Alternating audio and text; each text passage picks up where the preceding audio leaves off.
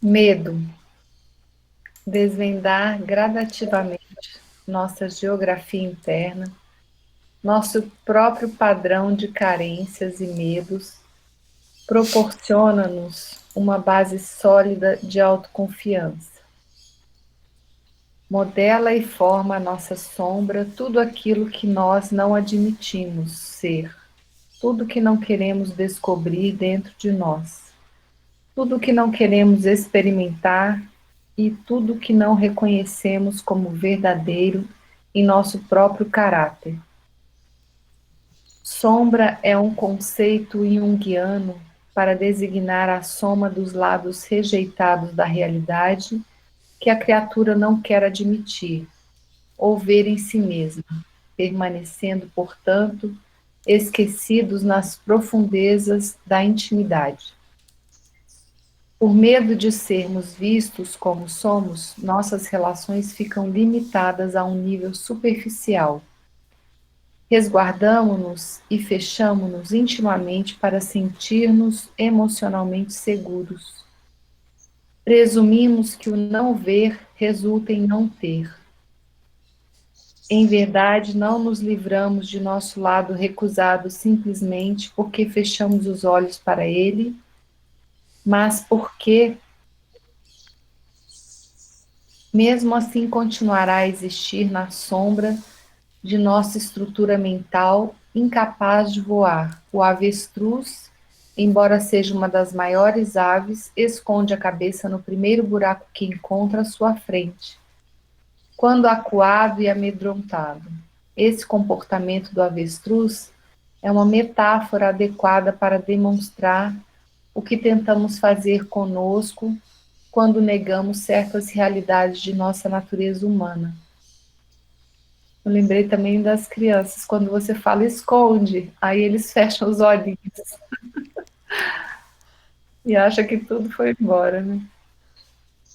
As coisas ignoradas geram mais medo do que as conhecidas. Recusar-se a aceitar a diversidade de emoções e sentimentos de nosso mundo interior nos levará a viver sem o controle de nossa existência, sem ter nas mãos as rédeas de nosso destino.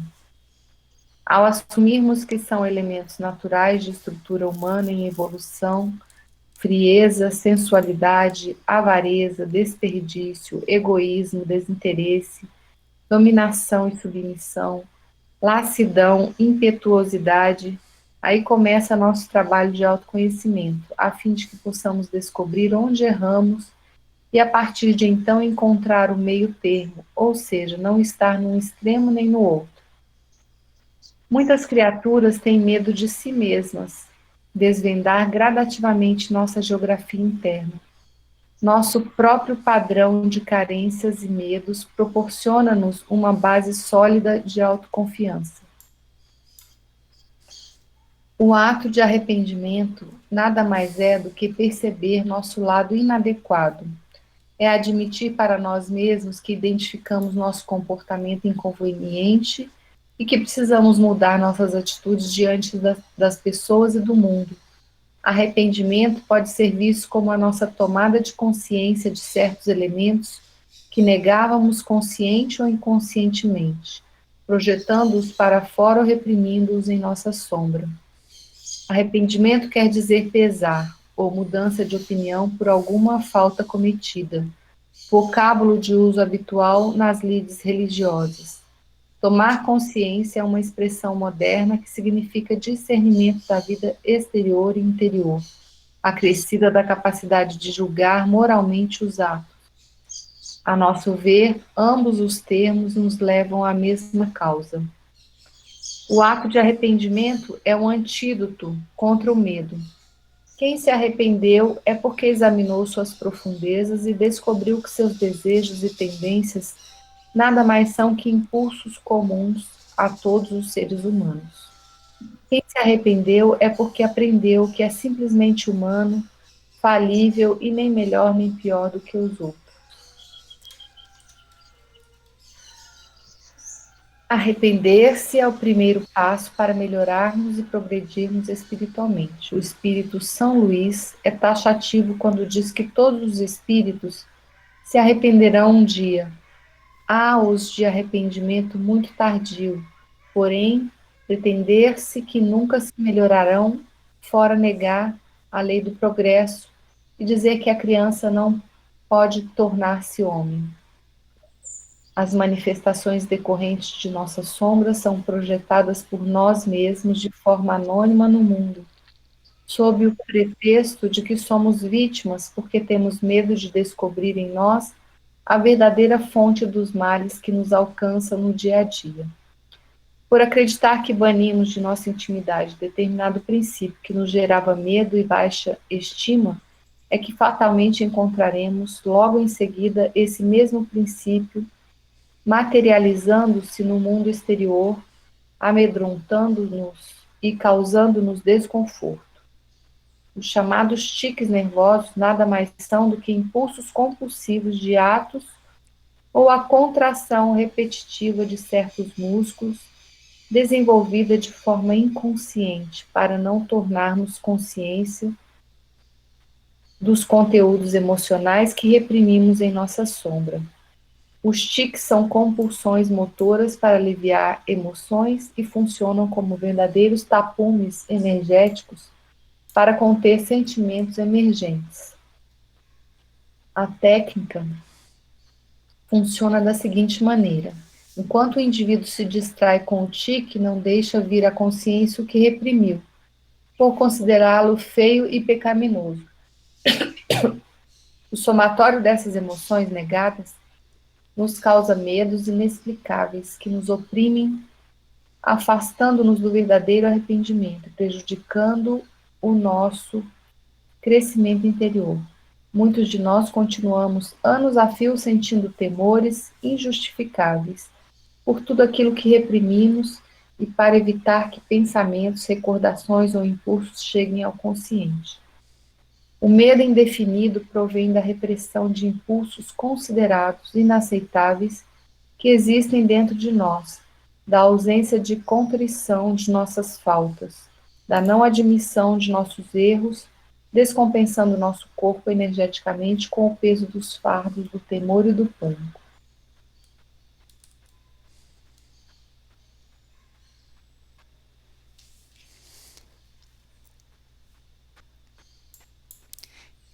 Gente, essa mensagem foi assim.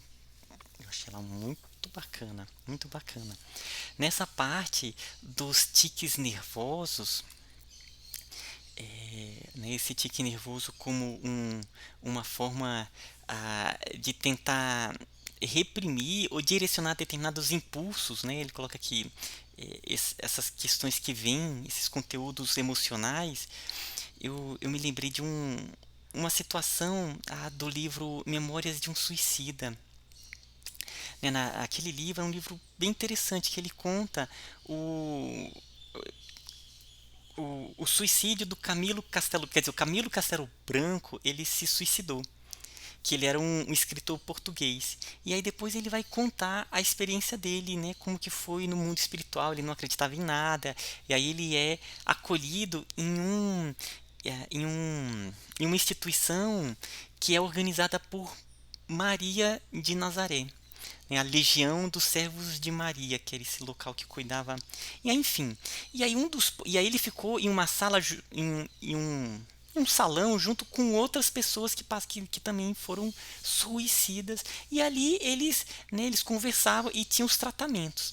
E um dos pontos primeiros que eles tinham que trabalhar, que foi vários e vários trabalhos a esse respeito, eram os tiques nervosos que eles tinham, né? Por exemplo, o Camilo Castelo Branco, ele deu um tiro na cabeça. Então, ele ficava fazendo um movimento para tentar tirar aquilo, né? Assim, para tentar evitar aquela situação por remorso, né, para enfim, era uma força muito grande e os outros faziam a mesma coisa. Então esse foi um dos primeiros tratamentos que tiveram que fazer, assim, né, era todo tratamentos muito longos para estruturar. Então esse foi um dos primeiros, esse esses tiques nervosos, né, que a pessoa tinha. Então achei interessante quando colocou aqui, né, o tique funciona como tapumes energéticos para conter sentimentos emergentes. Então vem aquele sentimento e aí a pessoa faz um tique para tentar, né, tapar aquele sentimento que vem à tona. Esse livro tem PDF, Ismael? Tem. Eu vou disponibilizar lá no grupo. É um livro riquíssimo, riquíssimo, né? Parece que ele é bem forte, mas logo ele é acolhido, então ele vai contando o processo dele, sabe? Até a reencarnação dele.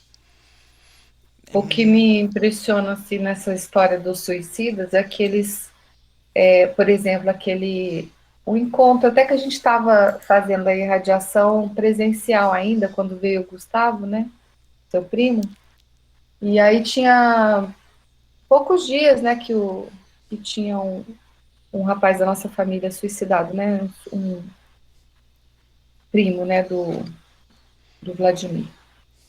Aí ele falava, ele já conseguiu, né, trazer a mensagem dele falando: eu consegui ir muito além do que eu tinha conseguido, né, anteriormente.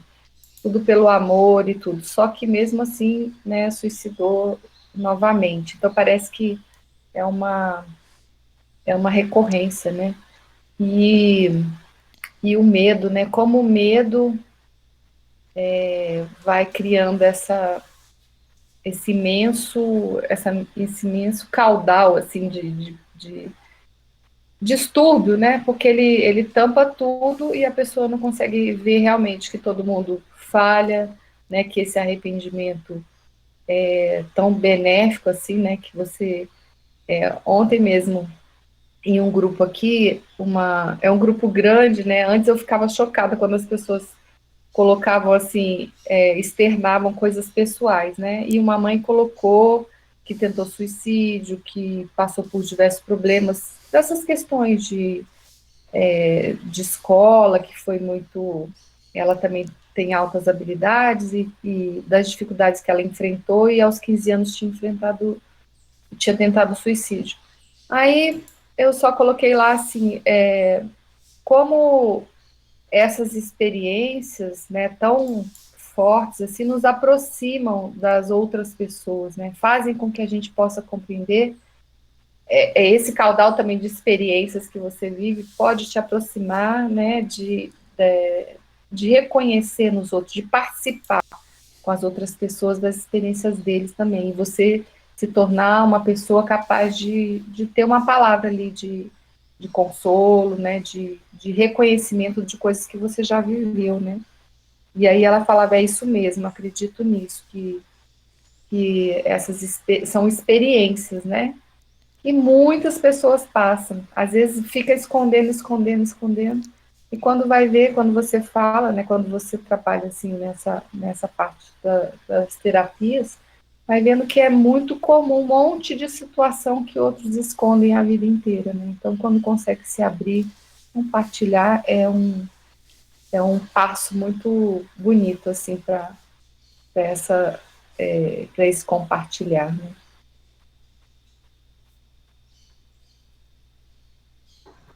Esse, esse tema que a Neuza falou, de uma possibilidade de recorrência, né, do suicídio, isso é interessante porque é um tema que não é discutido a nível encarnado, porque ninguém espera de suicidar e de repente se suicidar de novo, né? Que as pessoas suicidou, acabou. Mas na espiritualidade isso é uma coisa recorrente realmente. Se não me engano, acho que é até um dos livros do André Luiz, que é uma passagem de um espírito encarnado totalmente estropiado, é aqueles pessoas que encarnam com o corpo deformado, que não conseguem se movimentar, não conseguem se expressar, e ele, num acesso de pena incrível, ele pede ao mentor que estava com ele, né, como podia ajudar, e a resposta dele é exatamente essa: meu filho, nós estamos extremamente felizes com a nossa irmã, porque é a primeira vez que ela está passando as dificuldades e não pensou em suicídio até agora. Então, isso realmente, porque o suicídio, ele envolve o quê? Uma fuga. E que isso está relacionado exatamente ao texto que a gente leu. É o medo, é a falta do conhecimento. Esse texto, na verdade, é um preâmbulo do conheça-te a ti mesmo. Você saber que você tem limitações, que você tem falhas, algumas pequenas, algumas imensas, e reconhecer que aquilo não te torna o pior ser da criação, que você não é um errado, que você não trilhou um caminho errado simplesmente e acabou. É um processo evolutivo. Então, o medo está muito relacionado com a falta do conhecimento que cada um de nós tem sobre si, das limitações e dos potenciais que nós temos. E assim, diga, quem falou? Eu ia falar, mas depois, quando você terminar, eu falo. Não, pode falar. Não, eu fico imaginando, porque assim, eu, Edith, né, a gente tem dois conhecidos. É mais conhecido meu porque eu convivo mais com as crianças, com os filhos adolescentes, né? Então, teve dois casos de duas adolescentes que me deixou muito chocado, né? Uma é amiga do meu filho, mais novo, ele tinha 15, eu acho que talvez ela tivesse 16, e a menina suicidou, da mesma escola, né?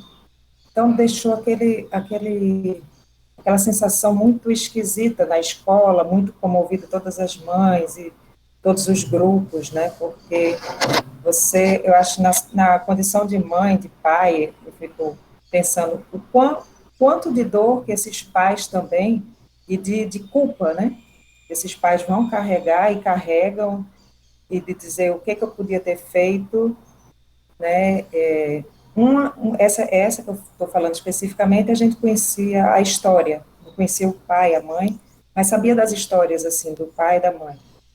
E uma outra garota ainda mais nova, acho que de 13 anos, essa era a irmã de uma amiguinha do meu filho, que eu também fiquei sabendo que foi esse ano, né? E aí, assim, você fica muito chocado, né, quando você fica sabendo de adolescentes, porque o adolescente ainda está num processo de autoconhecimento, né? E aí você fica imaginando o tamanho da dor que essa criança, esse adolescente está sentindo para chegar e cometer um ato como esse, né? E aí você pensa que já vem com essa carga, muitas vezes, né? E não consegue sair disso aí. E o quanto de, sei lá, de atenção que a gente tem que ter, e é muito complicado essa situação. Fico muito... Pode falar. Não, desculpa. Não. Assim, eu fiz um tratamento que tinha um trabalho de questão de vidas passadas. E eu fui uma pessoa que desistiu em um determinado momento, uma determinada existência. E, assim, eu acho que o assunto, ele é muito mal... É muito mal dialogado, discutido. A gente não consegue, a gente não tem uma noção certa e tudo. A gente parte tem essa questão tem a questão religiosa de condenação, tem a questão, mas tem muito mais coisa por trás disso. E eu falo isso, gente, assim, é estranho. Eu vou aqui me abrir, a gente está no grupo, porque, assim, eu vejo de uma forma muito racional isso. Eu não consigo... ao mesmo tempo que eu tenho uma forma racional de ver isso, eu tenho também medo de ver isso. E o racional hoje, friamente falando, quando a gente fala de adolescentes e tudo, é muito natural você ver que eles estejam fazendo... O que a gente está oferecendo para eles? A gente, em sociedade, está oferecendo para eles, né? e dizer que tudo é lindo, maravilhoso, perfeito e tal, que é meio, sabe, assim, eu vejo assim, gente, não é tão verdade. Então a gente tem que partir de um outro princípio. Uma vez eu estava no hospital e eu vi desculpa, de repente estou passando a hora. E aí tinha um senhorzinho já, muito idoso, lá no hospital de base. Eu estava esperando minha irmã e ele estava muito indignado com a vida, que a vida estava muito ruim para ele teve que sair lá da terra dele, e ele virava e falava. Aí ele virou para mim, ele reclamou muito e tudo, e eu virava para ele e concordava, realmente, é difícil, a vida do senhor deve estar muito difícil mesmo, tal, a gente ia conversando. Aí ele virou assim, minha filha, sabe uma coisa, só não me mato, sabe por quê? Eu tenho medo do inferno. Aí eu comecei a rir. Também é preocupante, o senhor tem que pensar nesse aspecto também, então vamos pensar nisso também.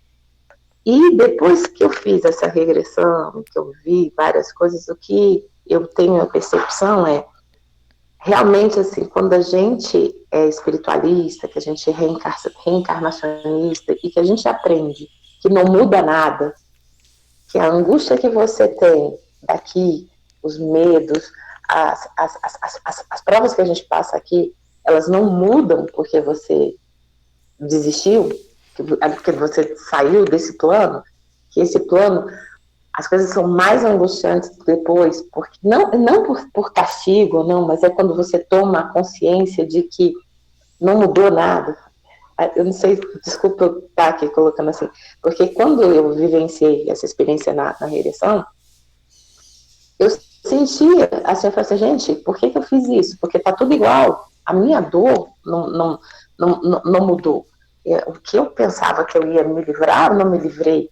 E pior, né? Porque você fica com as angústias do, putz, ainda deixei gente para trás sofrendo, e deixei a coisa não resolvida, e aí você tem toda essa angústia. Mas isso não é muito conversado, porque assim, a gente vira e ouve falar, não, isso, aquilo, mas a vida está difícil. Então a gente tem que partir do princípio que a vida está difícil, e é difícil mesmo. E dizer que linda e maravilhosa e que você não tem que desistir. Eu tive um estagiário em que ele virava, ele falava abertamente, ele falava assim, a gente tem que, a gente pode desistir. Ele falava assim, eu achava interessante a conversa, mas a gente tem medo de falar disso de uma forma clara, de que tem gente, sim, que lamenta, que vira e fala assim, gente, tô fora, não quero mais. E eu não sei, é muito difícil, gente. E eu passei por isso esse ano, né, no familiar, e é bem chocante. Mas, assim, esse mundo que a gente vive é um mundo de prova e expiação ainda muito forte. E a gente, e é muito sofrido, viu? Os dois lados, mais ou menos isso. Diva, e isso é que você fala é muito, muito importante e interessante. E está relacionado exatamente a isso, a falta do autoconhecimento e ao momento que a gente passa mesmo. Você mesmo falou, isso aqui é um mundo de provas e expiações, então a nossa evolução ainda é mínima. A gente não compreende quase nada da nossa própria vida, quanto mais da nossa existência.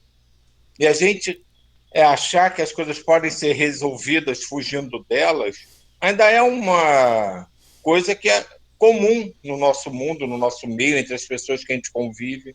Está muito difícil, então, vamos largar isso para lá e vamos para o outro lado. Conforme a gente vai evoluindo, a gente vai aprendendo que a coisa não funciona muito assim. Você mesmo falou. Você vê que as angústias que você tentou fugir continuaram ali, você ainda criou outras para as pessoas que ficaram sofrendo pelo que você fez. E tudo isso, na verdade, está interligado, né? Quando você fala que, o mundo não é essa felicidade, mas Jesus já disse isso há 2000 anos atrás. A felicidade não é desse mundo. Ele deixou isso bem claro quando botou os pés aqui na Terra. Não é que ele quis dizer que o mundo era porcaria, mas que a gente não ia compreender tudo e ficar, como eu costumo dizer, né, aquelas pessoas que está sempre tudo bem, eu chamo de síndrome de Poliana, né, que quem já leu Poliana ouviu sabe o que é. Para ela, qualquer coisa que acontecesse, estava tudo maravilhoso, nada tirava ela do seu prumo, do seu equilíbrio. Qualquer coisa que acontecesse, fosse boa ou fosse ruim, estava bom, estava tranquilo, porque as coisas iam se resolver. Ela era o próprio conceito da resiliência encarnado. E, na verdade, é isso que a gente vai aprendendo. Tá? O mundo é difícil.